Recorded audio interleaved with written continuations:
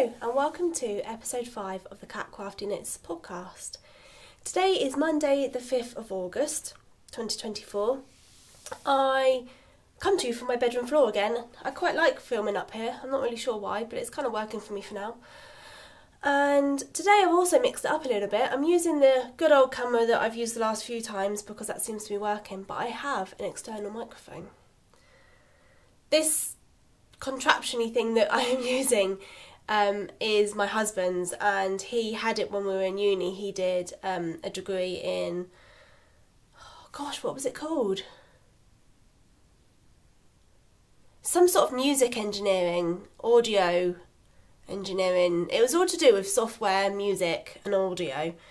So one of his projects I can remember him using this thing for was to record a piece of music, and then we went to the cathedral in Bristol and did some recording of the symphony orchestra, and yeah, we did bits and pieces like that which he used this thing for. And we were sorting out the office the other day and he came across it in a cupboard. We were like, oh, the sound on your podcast is usually rather rubbish, do you want to try this? I was like, thanks for that, he's probably right though. So yeah, we're trying this out, we'll see if it works. If it sounds exactly the same as it has before, then you'll know that I did it wrong, it was rubbish, and I have to try again next time. But we'll see how it goes. Oh. So, new for me, I've had my hair cut. I also found my first grey hair the other day, and then quite quickly found a second one. So that's starting. My mum was quite young when she went quite grey, and my nan was really young, so I was kind of expecting it to happen at some point. So to get to 34, I'm 35 next month, 34, and to find my first is not too bad.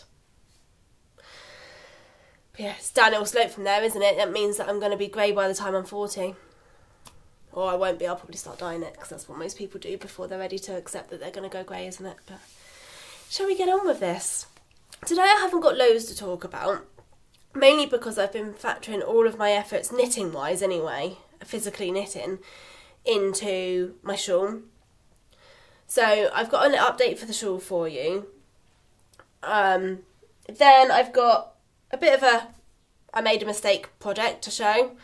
And then, as a little bit of a different turn today, and because I've been working on this a little bit, is my hexagon quilt, my English paper pieced quilt. So I'm quite excited to show you that properly. I know I mentioned it in the first episode about a thing, but yeah, let's give it some actual time on the podcast, shall we? Because I love this project, even though it's taken me, well, 9 years. We got married 10 years ago and I started it soon after that, but I'll come to that anyway. So yeah, shall we get on with this? First of all, I am going to show you the shawl. Actually, I'm not going to show you the shawl properly. This is the shawl. It's enormous.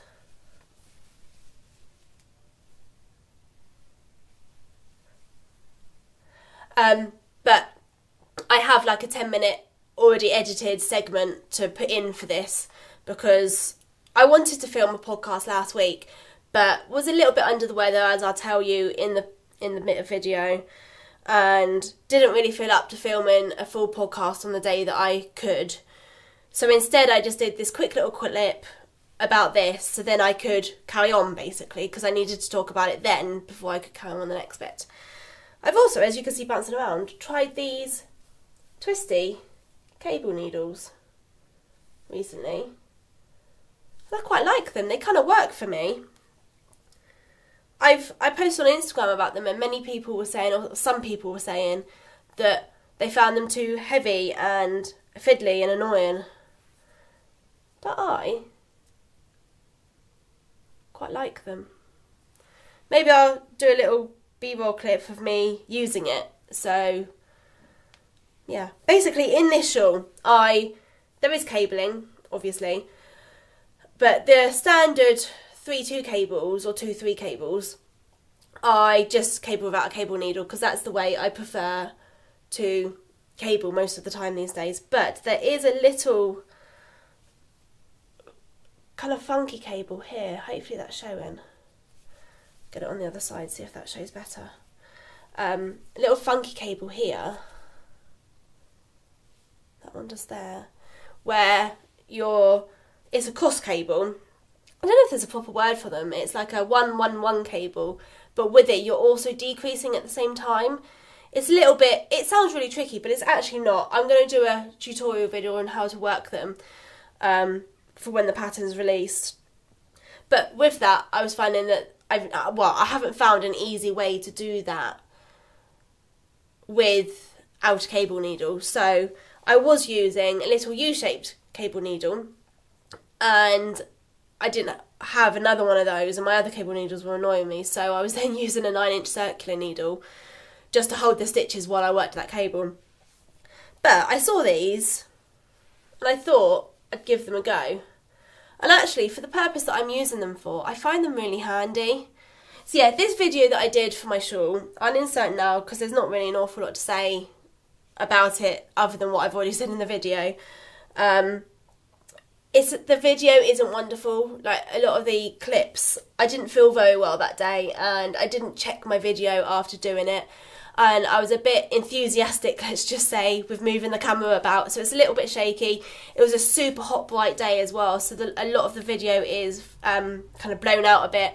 I've tried to adjust the colours and things post-editing to try and make it a little bit better, but unfortunately I couldn't do anything about how jolty it is. So I hope you still enjoy the video, despite all of that. And yeah, I'll see you on the other side. Good morning. It is Monday the 29th of July, and I am filming this little clip of film ahead of a full podcast episode, just so I can show you how my shawl's going so far.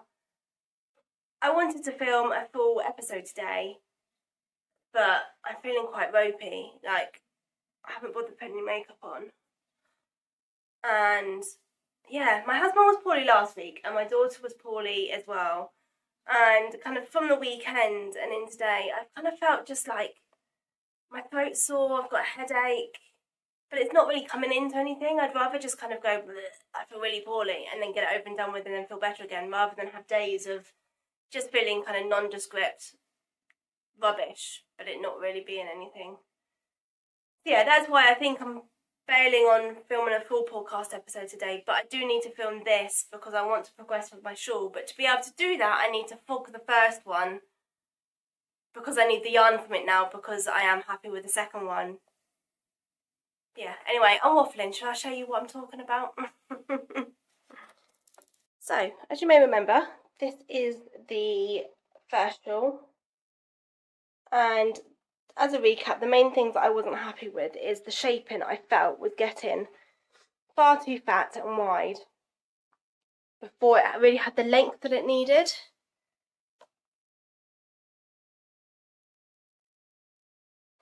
Plus, if I was going to change that, I also wasn't 100% sure I was happy with my lace, like how I'd settled with my lace. So, with starting again, I changed up my lace. Now, I should probably say before I show you too much, I haven't blocked any of this apart from the start, which I gave a quick steam block. But this yarn's fairly delicate, and actually I didn't want to keep steaming it. I want to just properly block it when the time comes. So it is a little bit smaller than it should be. Like you can see here, it's pulling in. That needs to really open out to show the lace properly. But as you can see, I have got the shaping bang on this time, I think. It's much bigger, much wider. Or like, it gets to the widest point, which I'm nearly at. I think I have a few more stitches to increase. But I'm nearly at the widest point there. Compared to that, how much more length it's been achieved. Yeah, that's where that is. Let me stand up so you can see them actually next to each other. I've just pulled that out of shape now and that looks really awful.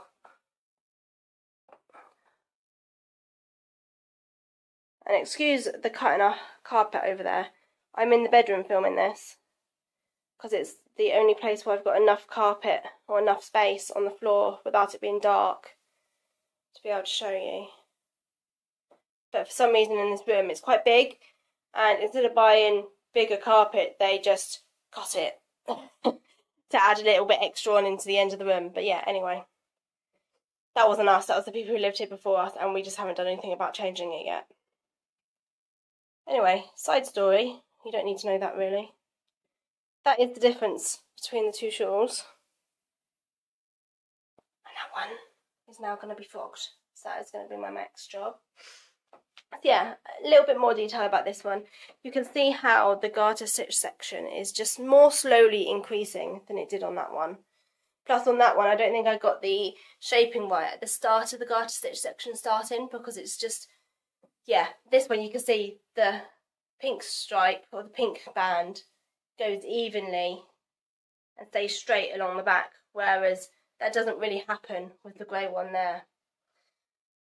Again, in the last video I did say that the reason that I've swapped the colours, I've got the grey going on the front on this one, is because I think it shows the lace better, the lighter colour. So when I'm photographing, etc., for the finished design, I think the grey band at the front will photograph nicer than the pink does. Although the pink's lovely, it's a sheer photography thing. I think will be easier. I will also, I don't think I've showed this yet, I will also insert the kind of drawing picture I did. Now, I'm no artist, so it's really very rubbish, but it gives you an idea of what the actual overall shaping I was trying to achieve is, therefore might make more sense what I'm talking about. But yeah, I think the only other thing I need to decide design-wise, and this is kind of why I wanted to do this film now before finishing my final increases, is where the shaping has taken place. You can see this side, that sits fairly straight apart from my cord. If my cord was pinned, that would sit nice and straight there. Whereas where we've dropped this front band, it kind of tapers off this side, like that. Perhaps if I look at the camera, make sure I'm showing you. So yeah. That side's just nice and straight as it should, but where the shaping has happened this side, this one just wants to sit at an angle. And you can see it in this one too, although this isn't gonna finish, like it is happening on this one too, so it was something I was anticipating. What I think I need to do is add, as the increase is finished, add a couple more short rows to bring that up like that, before then adding probably a few more to then start curving back down again, because effectively this will be a direct mirror. So this is one half and then it will completely mirror going back the other way. So yeah, I think those short rows are going to be necessary. This lace looks really rubbish without being blocked, but it will be lovely, I promise. I'll insert a picture of the swatch of the lace I did again, just so you can see that it won't be this rubbish looking. But yeah, I'm really happy with it. I'm really pleased, and I'm really glad that it's been worth the extra time redoing this. Because this is way more what I had in mind than that thing over there. That weird, deformed shawl. And this lovely open sweeping one.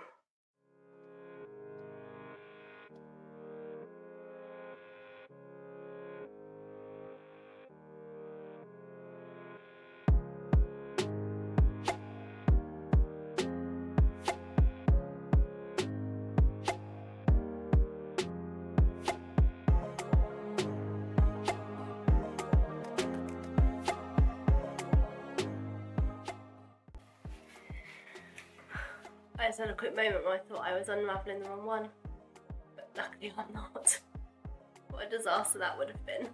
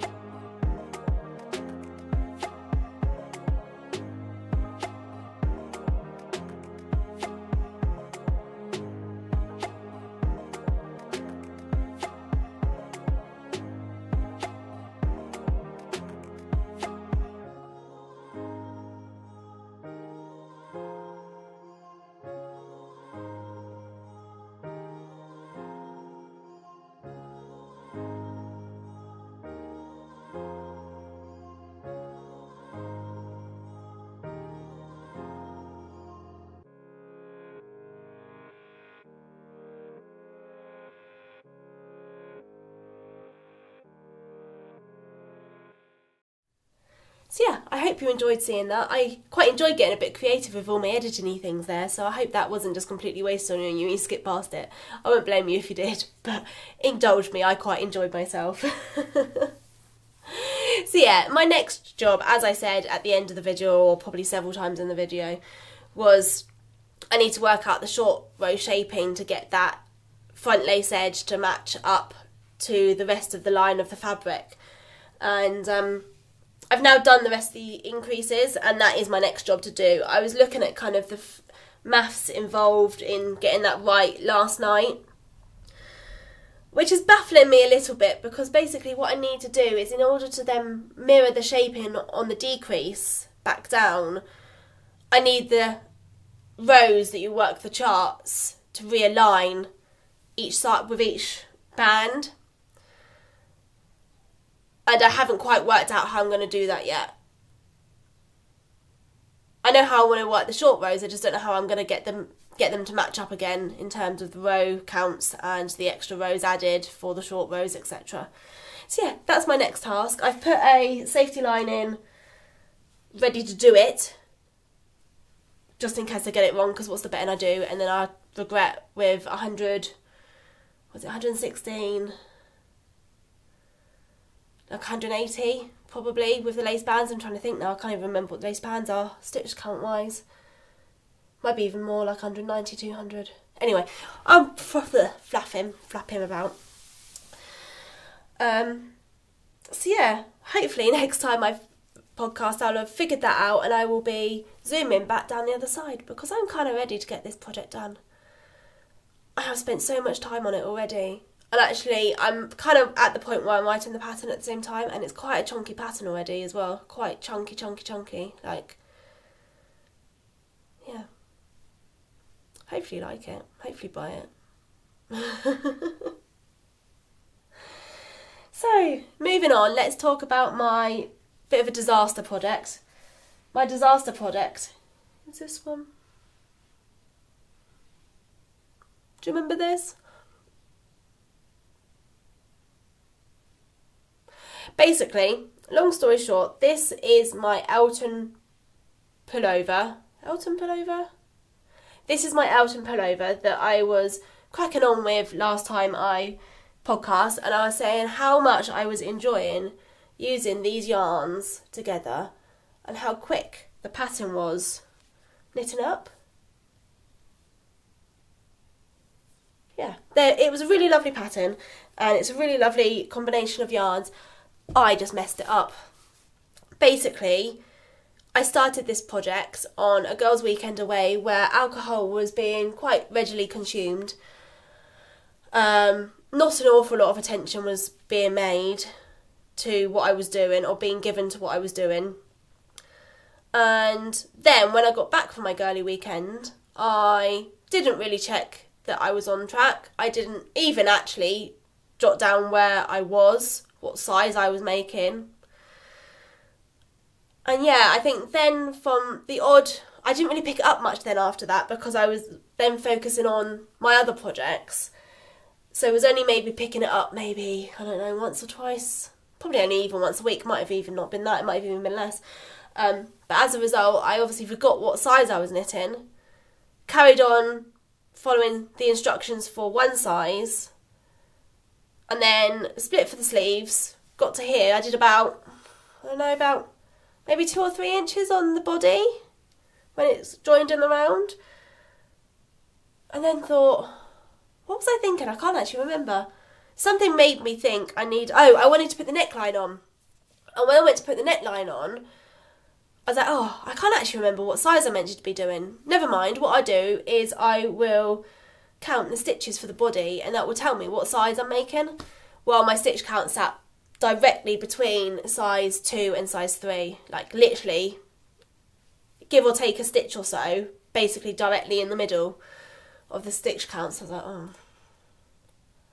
what have I done here then? Where's that gone wrong? And then I looked at all the sizing again and thought, well, what one was I meant to be knitting? And then looked at it and thought, do you know what? You've had 2 kids and you're a couple of stone heavier than you were a few years ago. You're not going to fit into a size 2 or a size 3. You probably need to be knitting a size 4. So yeah, this happened. It's really annoying because I actually really like this project and I really want to knit this. So I just need to find the time to get it back on the needles and pay attention to what I'm doing more and actually knit it. Isn't it annoying when you do stupid things like that? Like at any point all I needed to do was check my stitch counts, or just even, do you know what, I'm even usually pretty good at filling in Ravelry projects, putting on things like sizes. But let's be honest, even if I had written it down, it wasn't going to save me because I was so terribly out, wasn't I? But never mind. So, shall we talk about the other thing that I've been working on recently? The thing I've been working on recently is my hexagon quilt, my English paper pieced quilt. This project has been in the making for around about 9 years. I know it's about 9 years because we got married 10 years ago in March. And for the wedding, I made a shed load of bunting. Like, so much bunting. I'll have it written down somewhere and I'll put it on the screen how much bunting it was. But it was a lot. For the decorations in the hall, we had a marquee put up inside a hall. And then the bunting was all on that. And it looked really, really beautiful. Anyway, as soon as we got married, I was like, what on earth am I going to do with all this bunting? Like, there's so much of it. A lot of it we've still got. We put up often in the garden when we have parties. I think it was put up on on the night of my baby shower when I had Pippa. Like, it's been used several times, but it was still loads. I think we kept half of it, and the other half I decided to cut up. And this is now what my wedding bunting looks like.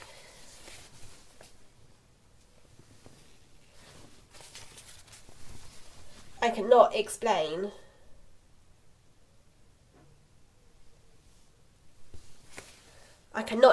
how many hours of work have gone into this. But what I also love about it is it's not so much the hours of work that have gone into this to get it to here, but the hours of work it went into making bunting beforehand and what it means. So this is a really special project, as you can obviously see by how I talk about it. And yeah. This is how far I've got. And this is the back.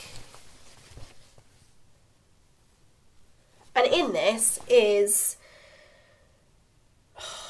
like 850. I think when it's finished it'll be 850 1-inch hexagons. It was 800 and something individual hexagons I made anyway.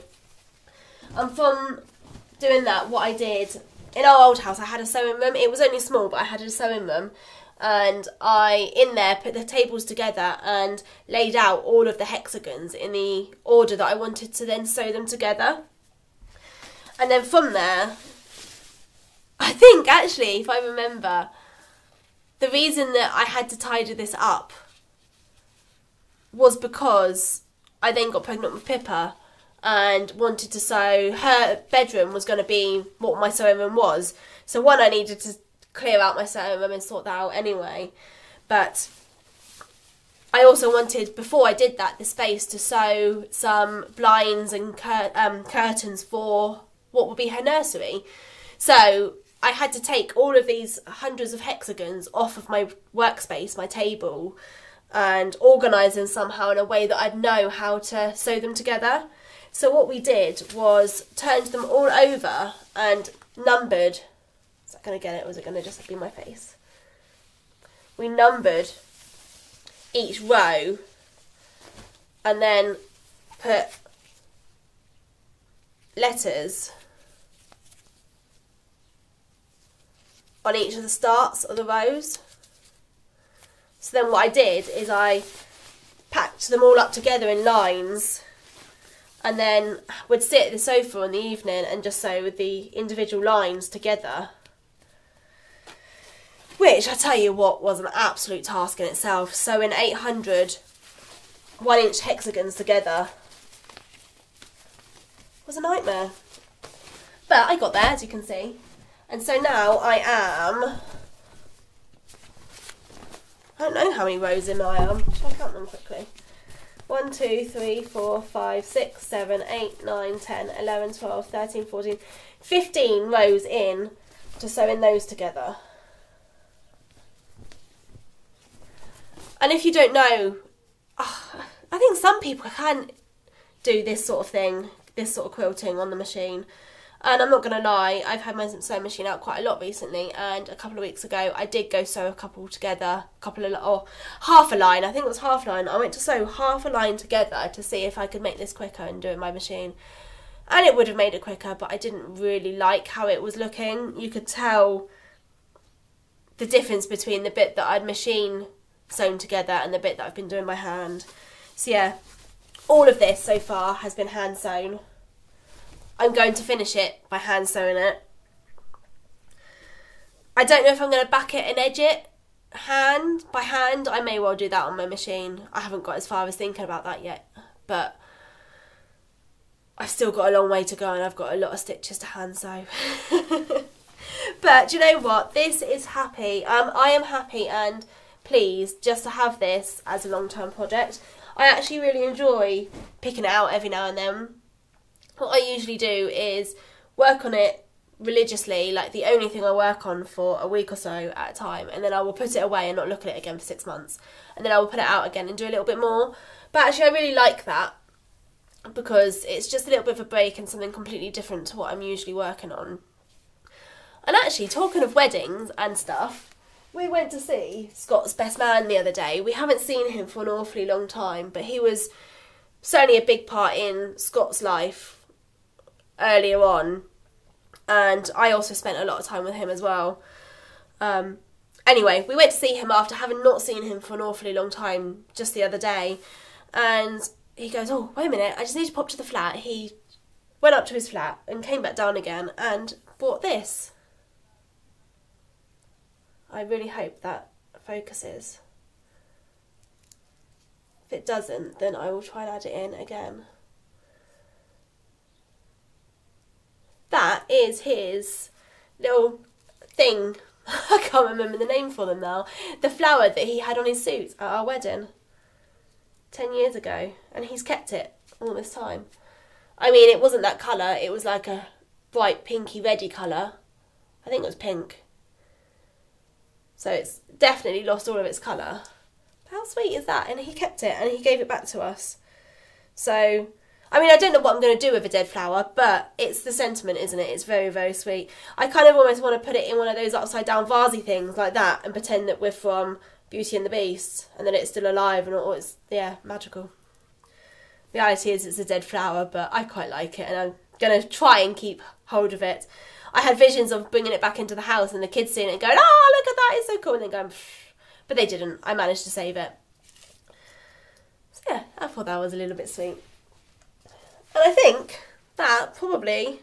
Oh, no, it doesn't bring us to the end. The last thing I wanted to chat about is the Over the Ocean adult jumper. I'm not going to show this again. I'll just maybe insert the clip of the jumper or a video or something. Video, picture.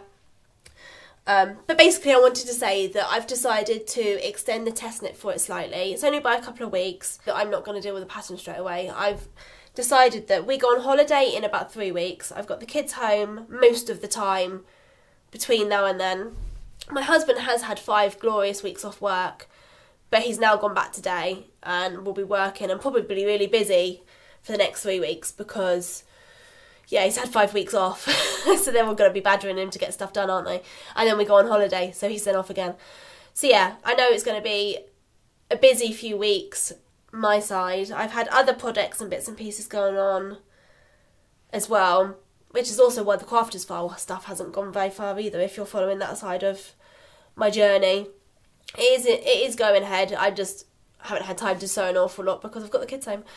But yeah, because there's so much going on and we're going on holiday soon and blah-de-blah-de-blah, I decided that I'm unlikely to get the pattern released in August, although that was the original plan. So now I am going to aim to release it on my birthday, which is the 7th of September. So if you like the jumper and you want to knit it, remember the 7th of September, although I'm sure I will bang on about it again fairly soon. So yeah, I think that's my last bit of knitty news or crafty news. Other things I've been doing, I've been knitting sewing a shirt. I picked out some more old fabric the other day and an old pattern and started sewing a shirt, but I haven't finished it yet and it doesn't look like much to show, so maybe I'll show that next time. Life news. I've got my grey hair. I'm not kind of over that, as you maybe can tell. But I do quite like my hair cut. I don't know what you guys think, but I quite like my hair cut. I had it was down here. I had really quite a lot cut off, but it was in really bad condition. You can probably tell I needed a haircut. Yeah. I don't think I have much more to say. I hope you enjoyed this episode. I will see whether my sound is any better, or if it's not any better, then you'll be having the same sound because I'll be using the camera sound, not the recorder sound. I hope you enjoyed seeing my knitting, my sewing. Listen to my slightly crazy ramblings today. I apologise if I'm a little bit nuts. I don't know what's got into me. The kids are at nursery today, at Holiday Club, and maybe it's just quite nice to have a bit of a break for 5 seconds. I love them. They are full of life. Much more life than I've got to give these days. I'm so old.